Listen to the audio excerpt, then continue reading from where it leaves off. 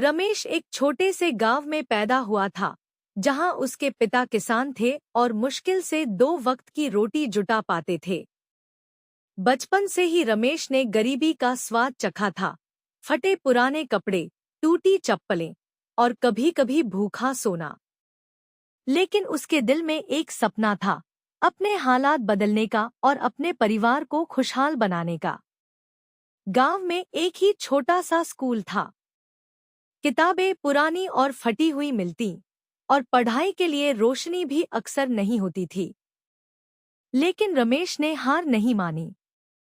वह दिन में खेतों में काम करता और रात में लालटेन की रोशनी में पढ़ाई करता।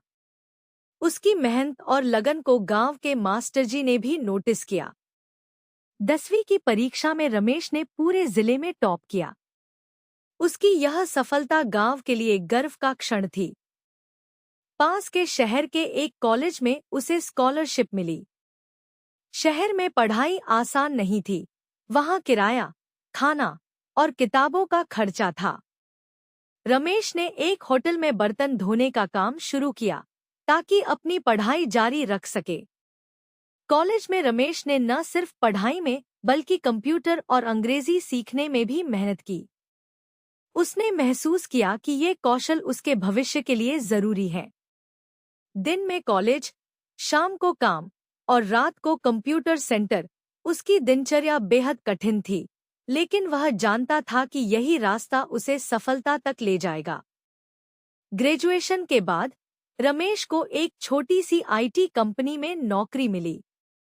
शुरुआती वेतन कम था, लेकिन उसने पूरी लगन से काम किया। उसकी ईमानदारी और मेहनत ने बॉस को प्रभावित किया और जल्द ही उसे एक बड़े प्रोजेक्ट का हिस्सा बना दिया गया।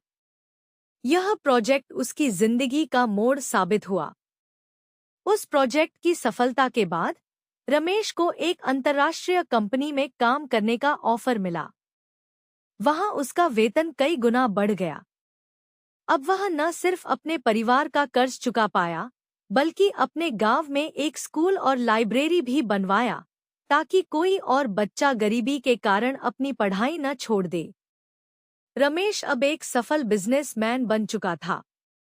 उसके पास बंगला, गाड़ी और सुख सुविधाएं थी। लेकिन उसके लिए असली अमीरी पैसे में नहीं, बल्कि दूसरों की मदद करने में थी। वह हर साल गरीब बच्चों की पढ़ाई के लिए फंड देता और युवाओं को स्किल ट्रेनिंग दिलवाता। रमेश की कहानी हमें सिखाती है कि गरीबी कोई बाधा नहीं, बल्कि मेहनत,